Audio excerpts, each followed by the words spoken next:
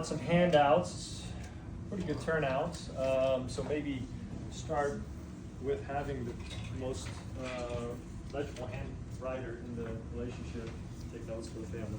There's a couple of questions at the bottom that we'll save for the ride home. I try to have some of this pens here as well. Yeah, I need pens.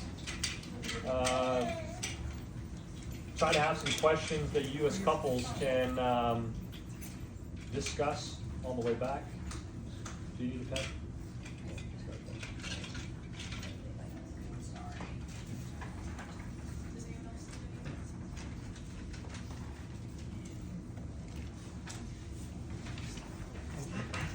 But tonight what I want to get into at a pretty high level, just because of how much time it could take if I were to split them all up in different lessons or try to get as exhaustive as possible with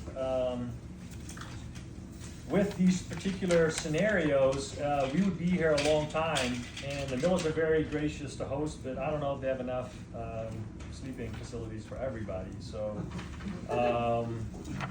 but there are really 5 scenarios that I want to talk about that require a biblical perspective on babies in marriage. And those 5 are struggling to get pregnant, new baby, not ready, and possibility of miscarriage. And I want to be sensitive and conscientious about how we talk about all of these things, and understand that all of you are in different stages of this. To some, and you might go from one to the other, and go through the process. So some of these things will be very applicable, and some of them may not really hit home. But within the context of the church, you may get opportunities to have discussions about this, and you want to be biblical in how you think through things. And so hopefully tonight, I'll be able to give you a couple of passages in Scripture that should inform our thinking on these particular things. So again, we'll stay pretty high level. I want to get through all of these, and I've been known to go a little bit long, so that's why I'm only using 2 pages of notes, and that's 14 font, rather than 8 pages of notes, 11 font, single spaced. So there's a chance I might be done in time, and my wife would be very proud of me. So let's talk about the first scenario, which is the struggling to get pregnant. You may be in that scenario. You may know somebody in that scenario.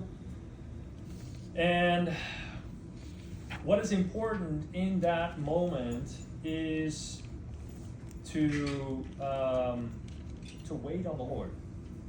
And the Bible has a lot to say about waiting on the Lord.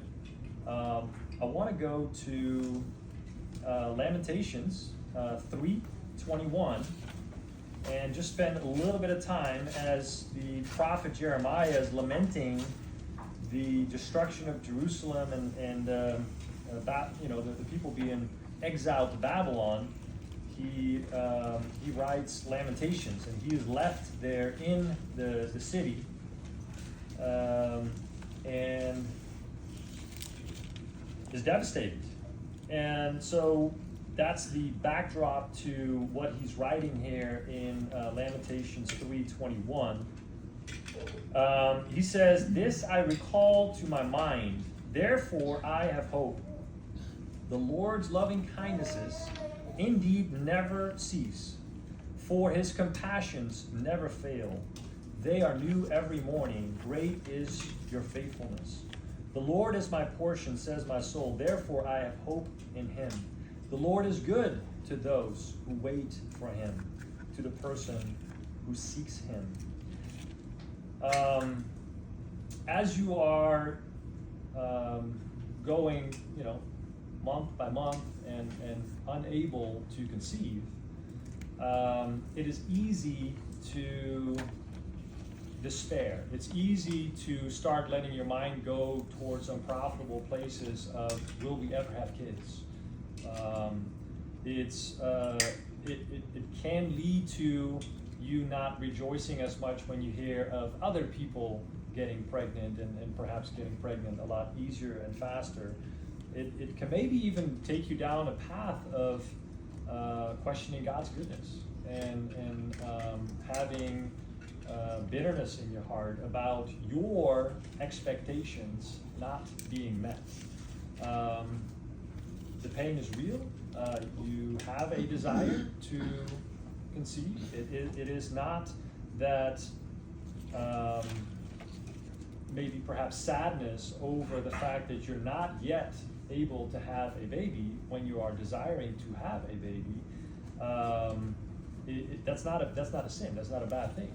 However, in a scenario like that, what should be the response of a husband and a wife together is, we're going to trust the Lord with this. We're going to wait on His timing, because actually at the end of the day, we do believe that whenever He decides, as the author of life, to give us a child, that is the right time. And it's not our timetable, but His timetable that should prevail. And we embrace that, and we want that to be our longing. And so the idea would be that as you are waiting on Him, and as you're thinking through this, that God is pleased when, despite the pain, and especially the pain here also that Jeremiah is experiencing, that there is a trust in the fact that God knows what is best. God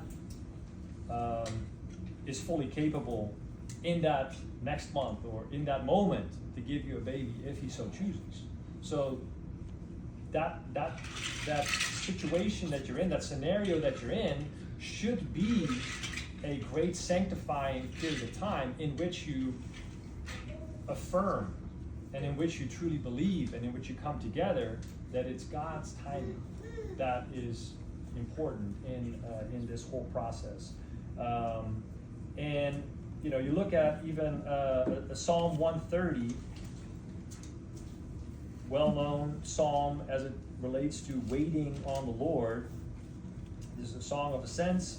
Verse 5, I wait for the Lord, my soul does wait, and in His word do I hope. My soul waits for the Lord, more than the watchman for the morning, indeed more than a watchman for the morning. And this really expresses the idea of delighting and desiring God even more than a baby, and longing for His presence, and knowing and believing that in the perceived void of not having a child, that it is God who is our portion, and it is God who will fulfill us, and that is important in that particular stage as you are waiting on the Lord, looking to Him, trusting in Him. Right? Think about Proverbs 3. That we must trust in the Lord and not lean on our own understanding. You know, we must acknowledge Him in all our ways, and then He does make our path straight. We should not be wise in our own eyes. Fear the Lord and turn away from evil, because it will be healing to your body and refreshment to your bones. There's a physical response. There is a nourishing. There is a delight. There is a fulfillment when you put your trust in the Lord in these uncertain times. And these are things that are hard. Like, I'm not discounting the fact that is difficult, that is painful. You have a picture of how you thought your relationship was going to unfold, and when you were ready to start having children, and then the children just don't come. And that could be something that could be a prolonged period of time. And so then to have Scripture inform the way you think about that is really important, and to be unified in that is really important, because that trial, which it is a trial, is something that should lead us closer to the Lord. It should grow us. You know, practically, it is a unique stage of life I know for most of you here, as you're involved in church, it's a unique stage in life as a married couple without kids that you can do certain things by way of service, by way of dedicating time that perhaps, as you have 1, 2, 3, however many kids, just becomes a little bit more challenging and will take on a different form. So don't just wait on the Lord and do nothing. Wait and serve. Wait and use your time in a profitable manner as you're seeking His kingdom and His righteousness, and you're a blessing to the church in unique ways. Also, submit your plans to the Lord, right? Proverbs 16, verse 9. The heart of man plans his ways, but God directs his steps. The other thing that I want to mention is there's a possibility you may never have children biologically. Is God still good? Absolutely, right? Could that be really hard? Yeah, sure. I know of couples in the church that have not been able to have children. Some of them went the route of just serving the Lord in many, many different ways. And others went the route of foster care and then adoption, like the Walgies. They've adopted 4 children, Matt and Tessa. The Wittenbergs. We got John and Linda, 3 children. And then the Culbertsons, Kyle and Rachel, if you don't know them. Amazing story of how through this trial, I think they've been married almost 10 years now, they have really leaned into trusting the Lord and seeking His will in this, and even have come to an elder meeting and had us pray for them, and they've been a wonderful testimony, and I think they're right at the doorstep of adoption right now. I don't know if anybody knows the Culbersons. They're close right now. So that's another aspect of it. When you're talking about infertility, we can spend a whole meeting or whatnot on IVF, right? And that is a real ethical, moral conundrum that we as a church maybe haven't even really addressed from the pulpit. But that could be something that somebody recommends you do as a natural conclusion of, well, we can't have any kids, so we go see a doctor, do IVF, and start freezing embryos and all this other stuff. And before you know it, you're like, wait a minute. We believe in somebody becoming a child at conception. So now we're talking about freezing embryos, which are these are fully functioning or capable people. Like, I mean, this is a child, right? But in a frozen state. But at a conception level, that there's so many of them right now frozen. And the end result of many of them will be destruction because they're not needed, right? And so IVF is a whole different topic that we can get into, but I think if you, as a Bible-believing Christian, affirm that that life begins at conception, and that is a real concern and something that you should not just proceed into, but that requires more discussion, and I'm already, I think, at my time limit on this particular topic. So yeah, we got to keep moving. There'll be some Q&A later at the end of this, and then we'll also split up in men and women to maybe get a little bit more in depth. Pregnant, rejoice. Children are a blessing from the Lord, right? I mean, we've looked at this before in Psalm 127. I mean, what an amazing gift, new life, a little product of you and your spouse, or a new little person with unique DNA being added to your family through adoption, or whatever the case may be. We've got 2 amazing adopted kids too, and 4 biological, and this applies to all of them. Behold, children are a gift from the Lord. The fruit of the womb is a reward. Like arrows in the hand of a warrior, so are the children of one's youth. How blessed is the man whose quiver is full of them. They will not be ashamed when they speak with their enemies in the gate. The emphasis here in verse 3 is that they're a gift. It's not that you can presume upon the Lord that He is obligated in some way, shape, or form to give you this gift. It is a gift, and we have to always remember at every stage, even when they talk back, these gifts talk back, that they are a gift, and that they are amazing when you have them in the family. And so absolutely rejoice with those that are rejoicing. It's amazing. But outside of that, pregnancy also presents its own unique challenges. For those that you've gone through it, you may resonate with this or you may not. I was not the greatest husband, to my great shame, when my wife was pregnant.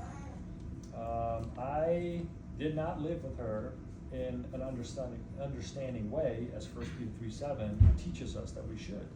I kind of expected her to still remain that really beautiful college volleyball player that I originally married, and to just keep on going in that same vein and do all the things and look the same way and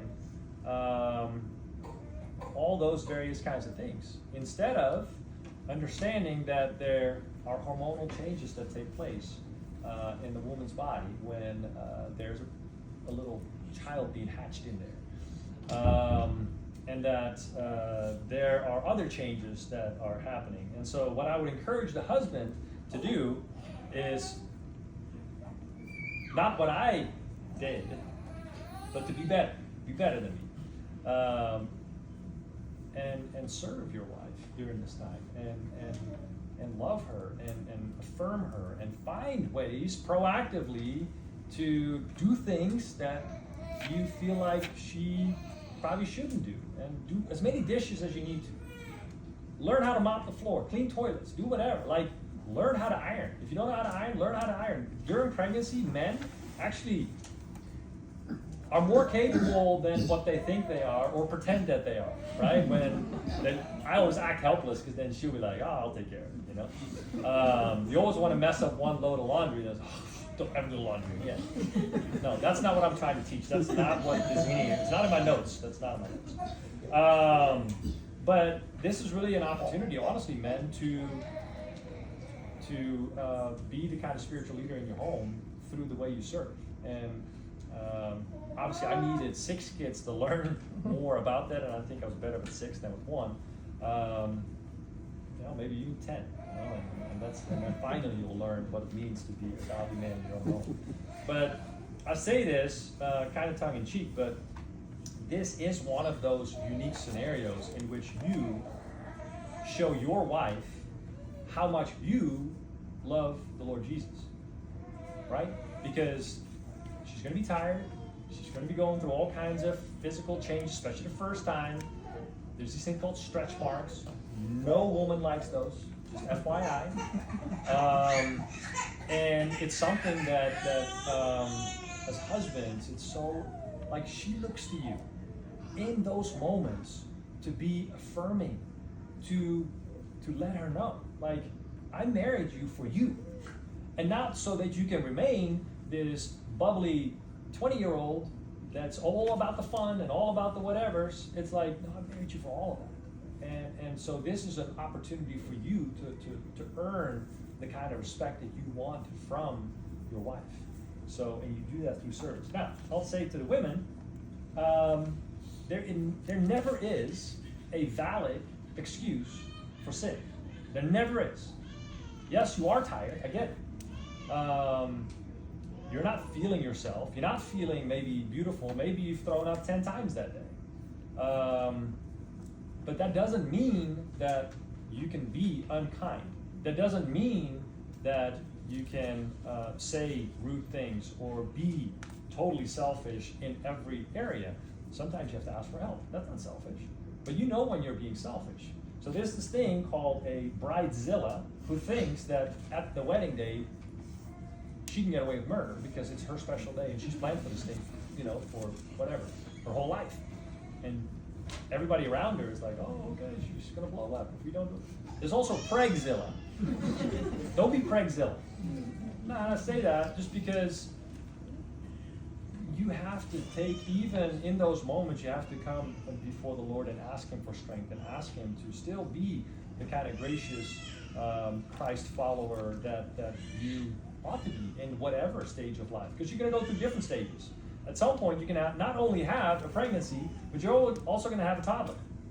And maybe that could be 2 toddlers and pregnant and a husband who works and you're running the household and you're still going and loading kids in the car seats who throw up, and then you got to get groceries, and one misbehaves and needs a spank. I mean, all that stuff.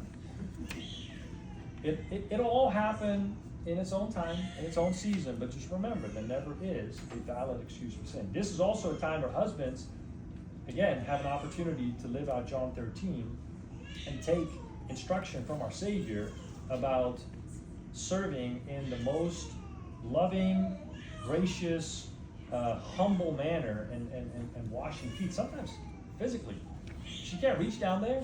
You better go wash some feet. You know, wash some feet. Like that's part of it, right? I mean, Jesus said that the Son of Man did not come to be served, but to serve and give His life a ransom for many. And we are supposed to emulate Him in everything.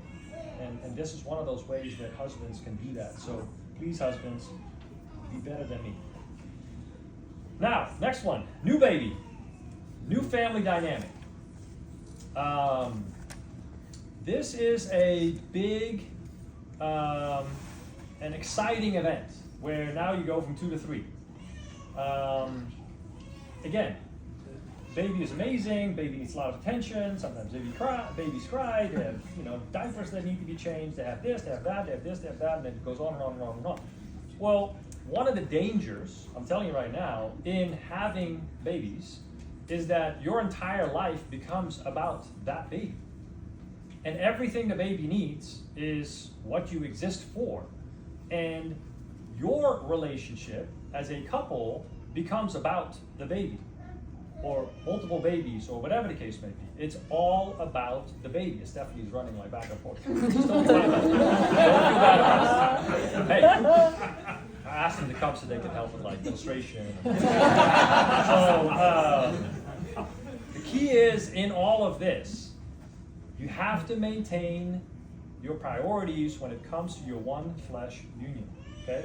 So these babies, as amazing as they are, if you do it right, they don't stay in your house forever. There's a time when they gotta go. And I tell my kids at 12, there's gonna come a time where you gotta go. Sometimes their eyes get really big and they're like, but you gotta let them know. This is not a forever situation. This, however, is a covenant. This is a relationship that must have priority over any of the children, over any of their needs. Now, that doesn't mean that kids need help. They need things. I'm talking about from a prioritization standpoint on a regular basis. Not all your conversations as a married couple are about the baby or your children. You have to remember, no, it's us. Before the Lord, one flesh union, unity, us. Actually, that is the greatest gift you can give to your kids. To be unified as parents. To be one.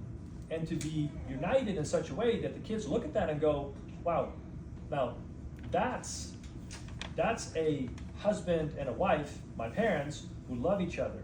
And I would like to emulate that. And I see in them, as they grow up, a picture of Christ and the church. As Pastor Rick always talks about, it's a reciprocal picture, right?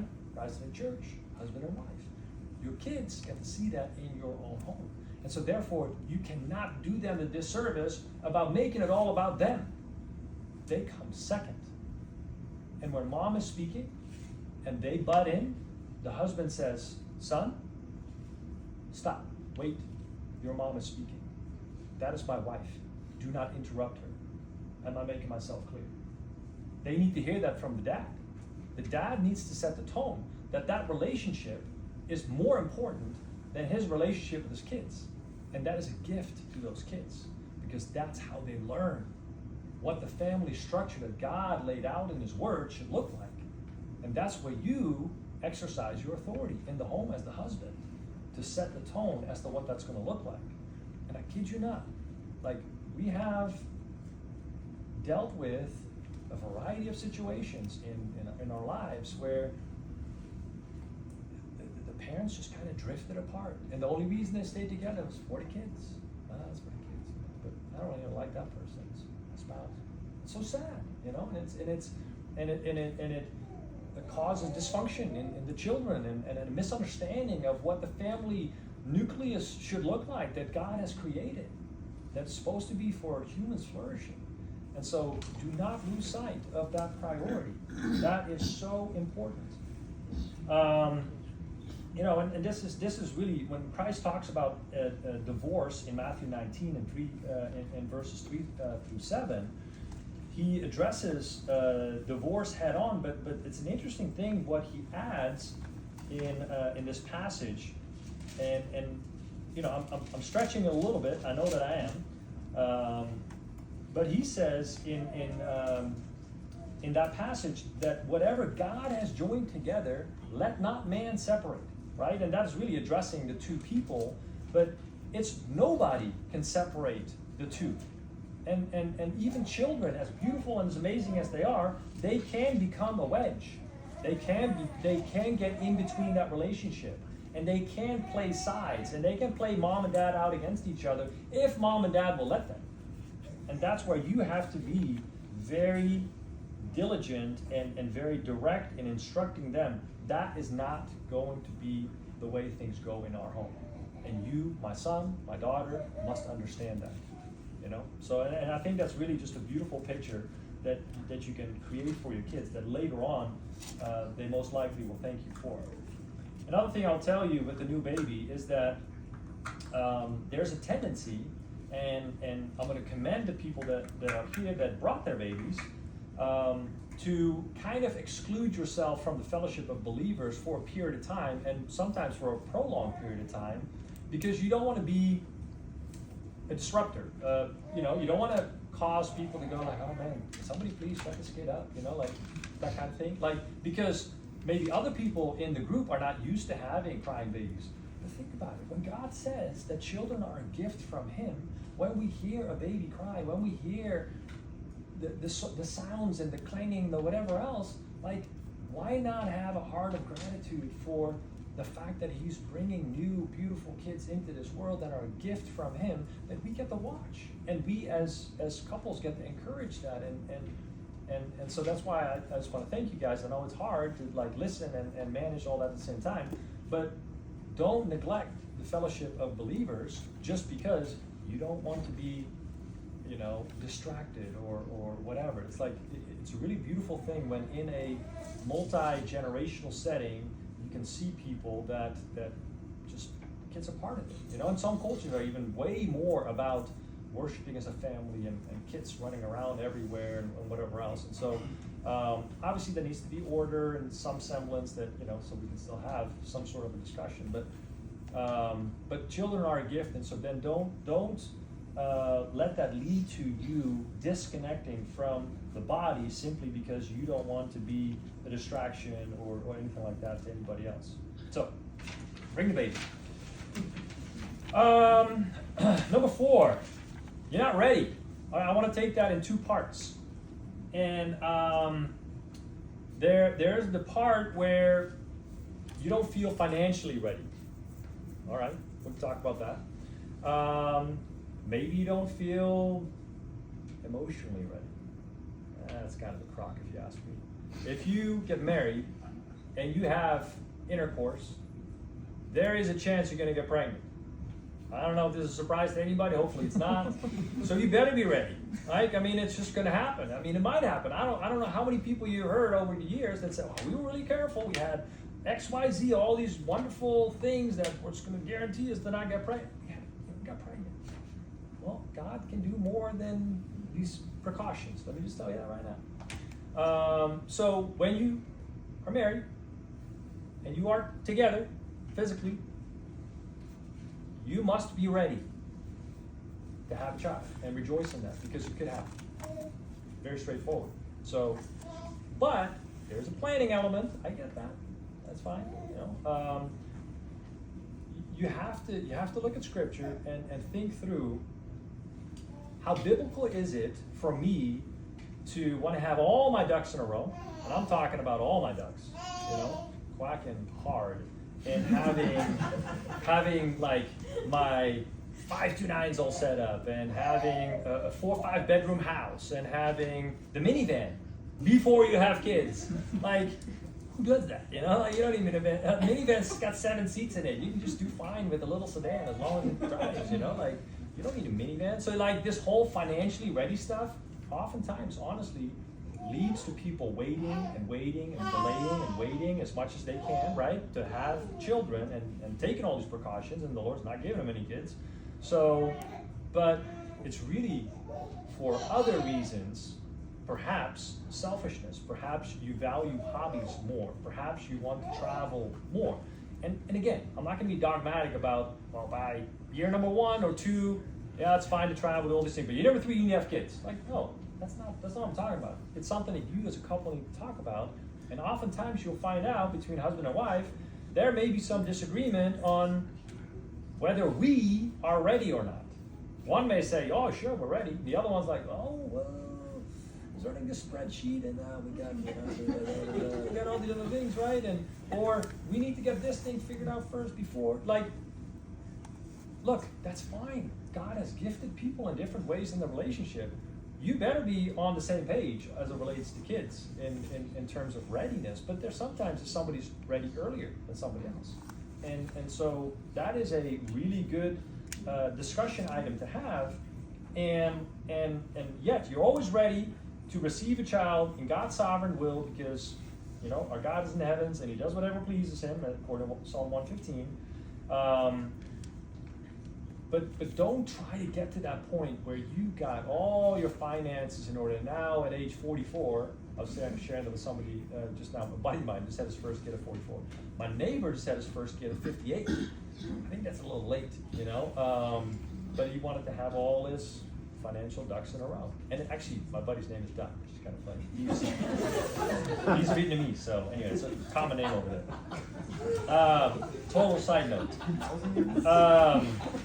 The other one that I want to talk about is people aren't ready because it's a bad world out there. And how irresponsible for people to put children into this terrible world. And it's something that especially one political party pushes a lot more than the other. I'm going to get political here. I just did a little bit. But as much as I appreciate the notion of it is a bad world out there, absolutely. But that doesn't mean automatically that it's irresponsible for people to have kids. Like that is a massive jump from one to the other, right? To recognize that we live in an evil world. I mean, the Bible talks about that. I mean, Ephesians, right? I mean, Paul says that the days are evil, right? So it was already evil back then, and we can go further back. So that should have never been necessarily a reason to not have children, because there's a mandate in Scripture to go and be fruitful and subdue the earth, right? And to multiply in Genesis 1:28. So what are you filling up on, and what are you allowing to control you, and is that leading you to worry about having children grow up in this world? Now, is it a consideration? Because maybe you've experienced certain things. Maybe you live in a certain part of the world or town or whatever. I mean, you could live in KCMO. I mean, that's a real consideration. There are bad parts of town,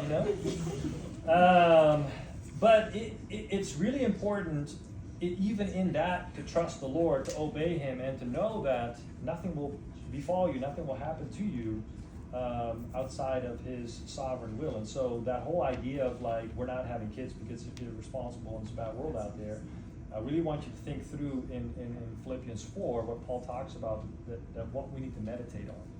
And if we are meditating on the things that are true and honorable, pure and lovely and commendable, and things that are excellent, and if that is what we fill up on all the time, and not all the things that are bad in Chicago and Atlanta and other places in the world, then perhaps we can have a lot more peace about having children, because we know that they're a gift from the Lord and that He will protect them and care for them. All right, last one. You have conceived, you have had a baby, but the baby did not come to full term and is not now with us. I want you to know there are a lot of people who have gone through this.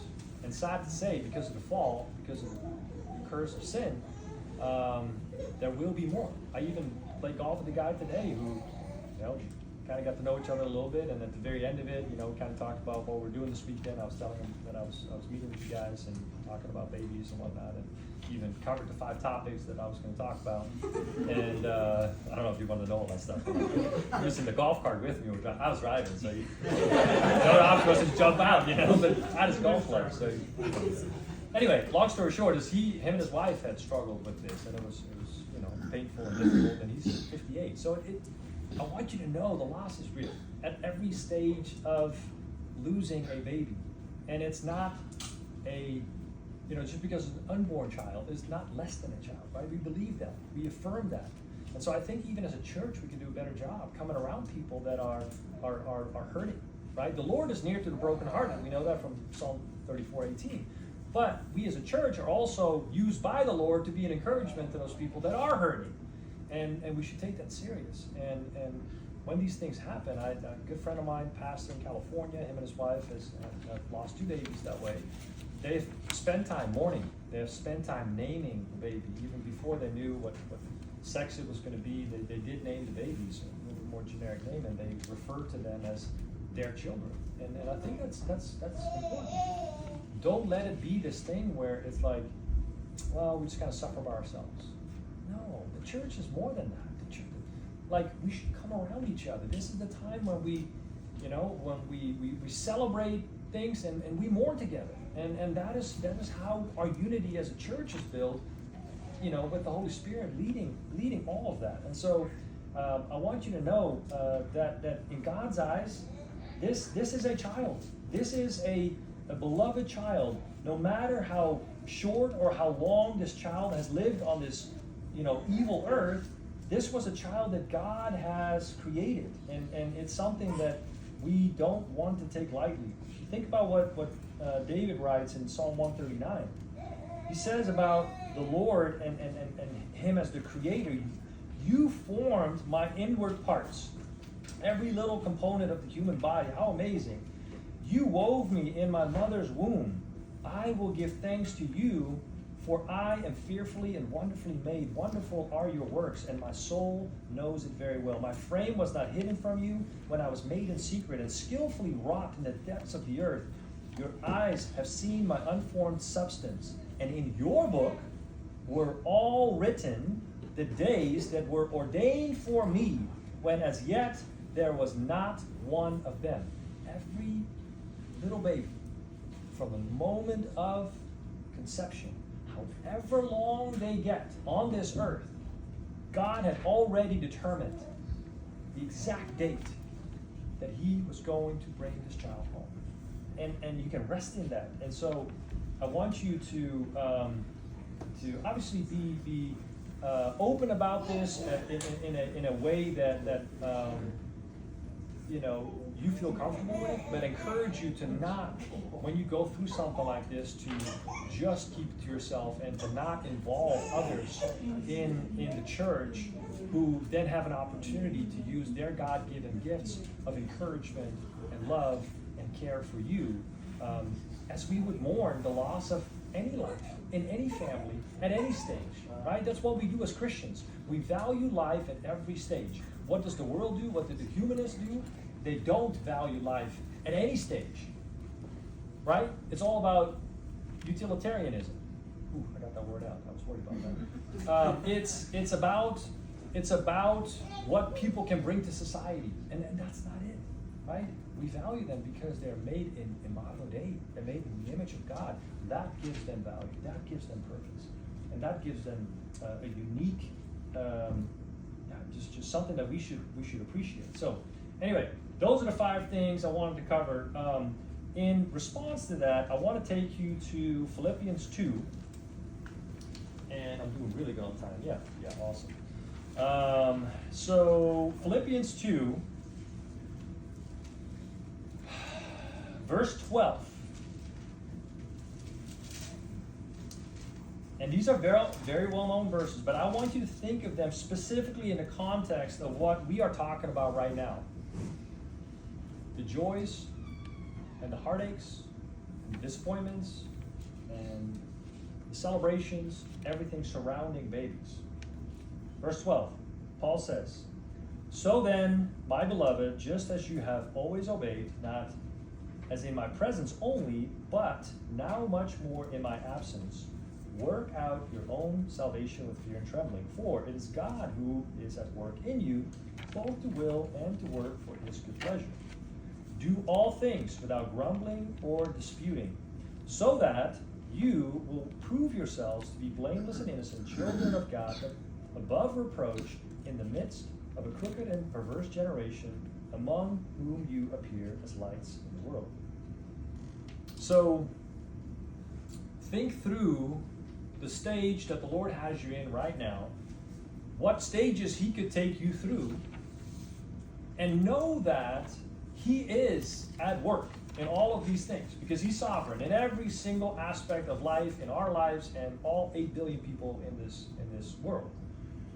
At the same time, you take those scenarios, those situations, those trials, and work out your own salvation with fear and trembling.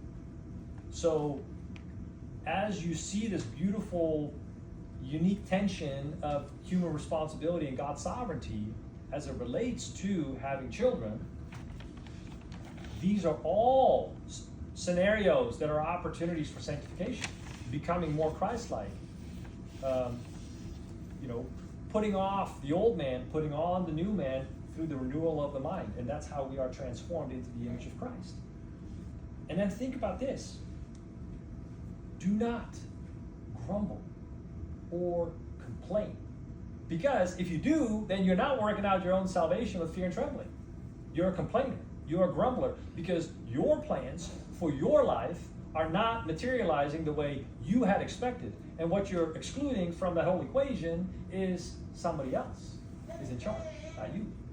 And we go to him for direction, and we go to him for comfort, and we go to him for timelines and how he will execute everything perfectly according to his will. As Jesus even said, your will be done on earth as it already is in heaven. Your will be done in our family, in our family structure and babies, as your will is now perfectly being executed in heaven. And so that is really important for us to think about. So do not grumble and complain because your timeline is not being met. You're not getting what you had expected would happen because you're like, well, find a girl, she's amazing, do a little travel, have a couple of kids, and boom, off we go. Well, that could be the case, but oftentimes it also can turn out differently.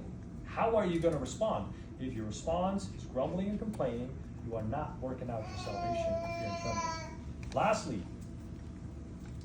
if you're doing all these things well, or if you're failing, the world is watching, and you are somehow, some way, giving off a testimony to the world on how you're processing every one of these stages, or whatever stage the Lord has you in, these scenarios that we talked about. And so know that you have the ability, even within the pain, even within the sadness, but also in the joy, to be a witness.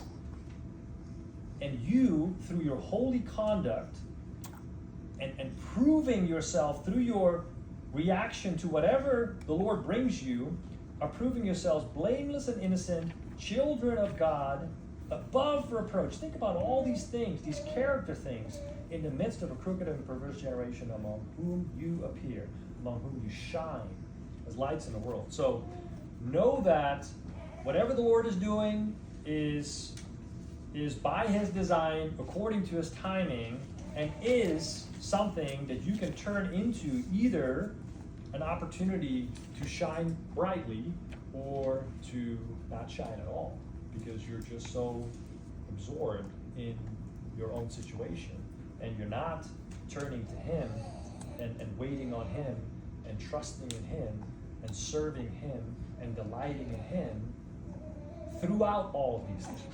And so, as I have just ran through all of this in record time, really good? Pretty close. Pretty close.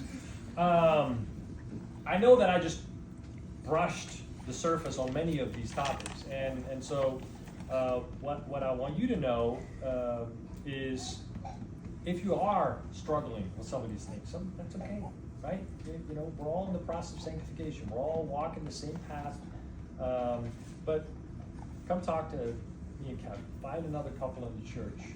Talk to John and Linda. They've walked through a lot of these scenarios and have responded in a very godly way with that. So, anyway, that's it. That's all I got. Any questions that you would want to ask in a group setting? Feel free to ask now. Then we'll split up for maybe about 20 minutes or so, and the guys will go upstairs and the ladies can stay down here. But any questions that you would want to ask in the group, or any comments?